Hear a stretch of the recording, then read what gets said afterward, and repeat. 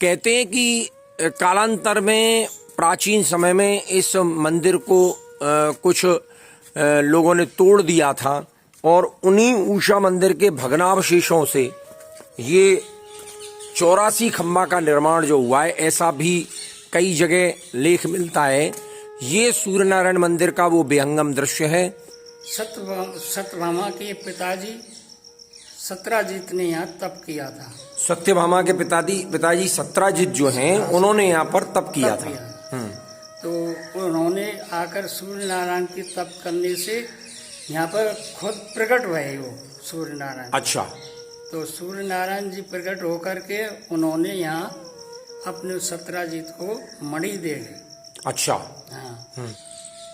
आज मैं आपको आदि वृंदावन काममन से लगभग 10 किलोमीटर दूर सतवास गांव में स्थित प्राचीन सूर्य नारायण मंदिर पर लेकर आया हूं, जिसे उषा मंदिर भी कहते हैं और जिसका श्रीमद् भागवत की पौराणिक कथाओं में भी जिसका वर्णन आता है, उस सूर्य नारायण मंदिर पर आज हम यहाँ पर आए हैं। और ये आप यहाँ पर एक शिलालेख देखेंगे जिसमें शिलालेख में लिखा हुआ है, सूरज का मंदिर सतवास कामा। सूर्यदेव को समर्पित इस प्राचीन सूर्य मंदिर का केवल मुख्य प्रवेश द्वार एवं गर्भगृह ही मूल स्वरूप वाला है और पूरा इसके बारे में वर्णन जो है वो लिखा हुआ है। मूर्ति शिल्प के आधार पर ये प्रतिमाएं 9वीं ईस्वी शताब्दी की हैं। यहाँ संवत 1388 अंकित एक शिलालेख भी है। ये इस शिलालेख में बताया गया है।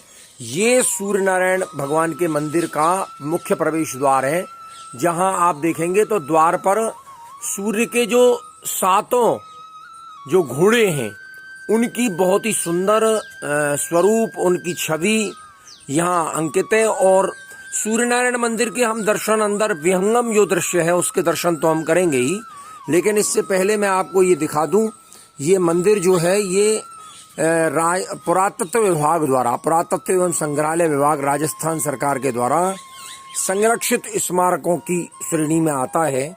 और यहाँ आप देखेंगे तो ये बहुत ही विशाल सूर्य सरोवर, जिसे सूर्य कुंड भी कहते हैं, बड़ी जर्जर इसकी स्थिति है। आप देखेंगे तो वाकायदा इसके घाट जो हैं वो बने हुए हैं और विशाल घाटों के ऊपर गुंबद और अपार जलराशि इसमें कभी संरक्षित रही होगी, लेकिन आज इस सरोवर की स्थिति जो है वो दयनीय है। और ब्रज के ऐसे ही जो प्राचीन स्मारक और स्थल हैं, उनके दशा जो है वो बड़ी भारी दयनीय है। यहाँ हमको यहाँ के पुरोहित जी ने बताया कि ये एक पेड़ है जिसे कल्प वृक्ष का नाम दिया गया है। और जो सत्राजित की पुत्री सत्यभामा का विवाह भगवान विष्णु के साथ जो हुआ था, वो भगवान कृष्ण के साथ जो हुआ था, वो कथा जो है वो यहीं की है। और ऐसा बताया गया है कि इसी वृक्ष के नीचे भगवान कृष्ण और सत्यभामा के फेरे जो हैं वो पड़े। अब हम अंदर आपको लिए चलते हैं सूर्य नारायण भगवान के उस प्राचीन मंदिर की ओर, जो अपनी कहानी स्वयं कहता है।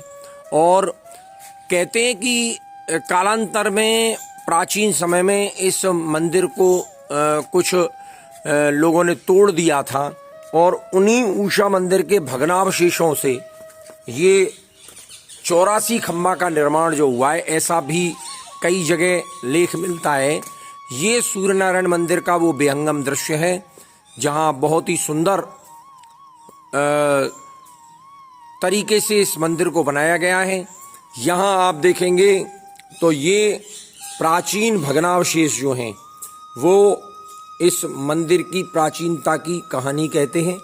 और इधर दाहिनी ओर अगर आप देखेंगे तो ये भी प्राचीन भग्नावशेष हैं, जिन्हें अब लोगों ने अनेक रूप से नाम दे रखे हैं, लेकिन निश्चित रूप से इनकी पच्चीकारी, इनकी स्थापत्य कला, इनकी मूर्ति कला का जो बेजोड़ जो नमूना है वो अपने आप में अपनी कहानी कहता है। ये सूर्य नारायण भगवान का मंदिर है, जहाँ पहले कभी अष्टधातु की मूर्ति हुआ करती थी, अष्टधातु का स्वरूप हुआ करता था भगवान सूर्य नारायण का, लेकिन लगभग 40 वर्ष पहले वो अष्टधातु का स्वरूप चोरी हो गया और उसके बाद लोगों ने पूरे विधि विधान और वैदिक मंत्रोच्चारण के साथ एक प्राचीन स्वरूप भगवान सूर्य नारायण का यहाँ पधराया और तभी से उस प्राचीन स्वरूप के सेवा दर्शन और भगवान सूर्य नारायण जो कि पूरे जगत को प्रकाश देने वाले हैं, पूरी जगत को अपनी रश्मियों से जो आनंदित करने वाले हैं, जो प्रकाशित करने वाले हैं, वही सूर्य नारायण भगवान के दर्शन आज हम यहाँ करते हैं। ये गांव सतवास जो है ये भी सत्राजित के नाम पर बसाया गया है।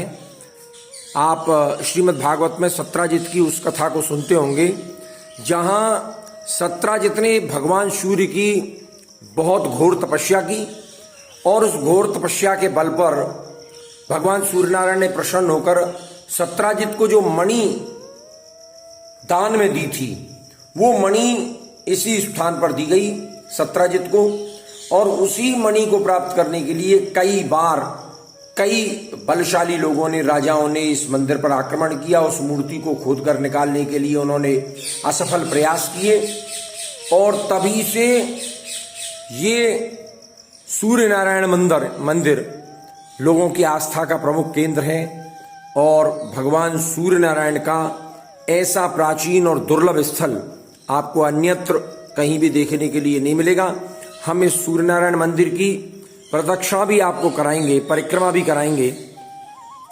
ये निश्चित रूप से इसको संरक्षित किए जाने की परम आवश्यकता है। आप देखेंगे ऊपर का पूरा नज़ारा और ये परिक्रमा है सूर्य नारायण मंदिर की, जिस परिक्रमा में से होकर हम भगवान सूर्य नारायण के दर्शन करके और इस सूर्य नारायण मंदिर के महत्व और महात्म्य के बारे में जानेंगे। सत्राजित के नाम पर बसे सतवास गांव का ये सूर्य नारायण मंदिर और इस सूर्य नारायण मंदिर का ये विशाल प्रांगण, ये भगवान हनुमान जी बजरंगबली यहाँ विराजे हुए हैं और पुरानी मूर्ति यहाँ ये भगवान सूर्य नारायण की जो प्राचीन जो मूर्ति थी वो इसी स्थल पर थी। आप देखेंगे इसके अगर दर्शन करेंगे तो ये भगवान प्राचीन सूर्य नारायण की प्राचीन मूर्ति थी। और पंडित जी मैं आपसे ये जानना चाहता हूँ कि ये जो सामने जो मूर्ति हमें दिखाई दे रही है ये किसकी मूर्ति? सूर्य नारायण के जब ये मंदिर दोबारा बना था, हाँ, जब ये स्थापित की थी, जब दोबारा मंदिर बनाया गया था तब एक बार उन्हें इस मूर्ति को स्थापित किया गया था। और ये बगल में ये वही स्वामी बाबा, ये स्वामी बाबा हैं। मतलब इस तरह से ये पूरे मंदिर के बारे में आपने जानकारी ली और अब यहाँ के जो पंडित जी हैं उनसे हम इस सूर्य नारायण मंदिर के महत्व और महत्व के बारे में जानेंगे। ब्रज 84 कोस परिक्रमा मार्ग स्थित ये भगवान सूर्य नारायण जी का बड़ा प्राचीन मंदिर है जो भारतीय पुरातत्व विभाग के अंतर्गत आता है। आज हम जब यहाँ इस मंदिर के दर्शन करने के लिए आए तो यहाँ के पुजारी जी से हमने इसके महत्व के बारे में कुछ जाना। मैं पुजारी जी आपको जय श्री कृष्ण करूं और मैं थोड़ा सा यह सूर्य नारायण मंदिर के बारे में आपसे जानना चाहूँ। जय श्री कृष्ण। जय श्री कृष्ण।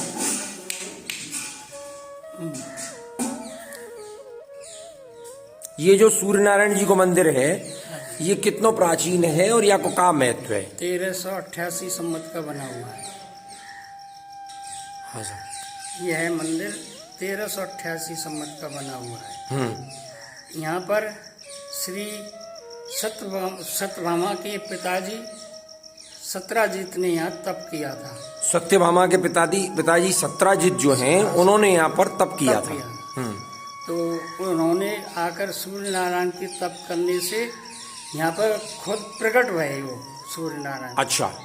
तो सूर्य नारायण जी प्रकट होकर के उन्होंने यहाँ अपने सत्राजित को मणि दे गए। अच्छा। हाँ, मणि दे गए और फिर उनकी लड़की सत्यभामा यहाँ पर फेरा उनके कृष्ण के साथ जो कहानी वो आती है। हाँ, श्रीमद् भागवत में प्रसंग आता है कि 17 जितने जो है वो भगवान सूर्य नारायण की बड़ी आराधना की और उन्होंने प्रसन्न होकर उसको एक मणि प्रदान की। तो वो मणि जो है वो यहाँ प्रदान की गई है, सूर्य नारायण यहाँ प्रकट हुए हैं और 17 जितने अपनी पुत्री सत्यभामा का विवाह भी यहीं किया है। अच्छा, तो ये जो विग्रह जो सूर्य नारायण भगवान का दिख रहा है, ये हमें अभी बताया गया कि पहले जो यहाँ पर प्राचीन अष्टधातु का विग्रह था वो चोरी हो गया। उसके बाद ये पूरे विधि विधान के साथ प्राण प्रतिष्ठा करके तो इसके बाद में ये मूर्ति स्थापना की। अच्छा दूसरी। अच्छा, तो सरकार से हमें आज तक तो कोई में अब 45-40 वर्ष पहले ये पुरातत्व विभाग ने अपने अंडर में लिया है। हम पे कोई यहाँ व्यवस्था उन्होंने नहीं। तो इसको उषा मंदिर भी कहते हैं, हाँ, सूर्य नारायण मंदिर भी कहते हैं। हाँ, और ये बाहर जो हमने सरोवर के अभी दर्शन किए थे, हाँ, ये तालाब है सूर्य नारायण मंदिर का। सूर्य नारायण मंदिर का तालाब है जिसको सूर्य सरोवर कह सकते हैं। और वो जो वृक्ष जो है वो भी हमने देखा है, वो 12 मास ऐसे ही रहता है। बुजुर्ग लोग बताते आते हैं कई हजार वर्ष पहले जब उन्होंने इसी पेड़ के नीचे सत्यभामा ने अपने फेरे डाले थे और बारात आई थी पूरे विधिवान से, मतलब ये देवता सभी 33 कोट देवता सभी यहाँ पर बारात लेकर के आए अपने ब्रज मंडल में, सत्यभामा के फेरे यहाँ पर। वाह।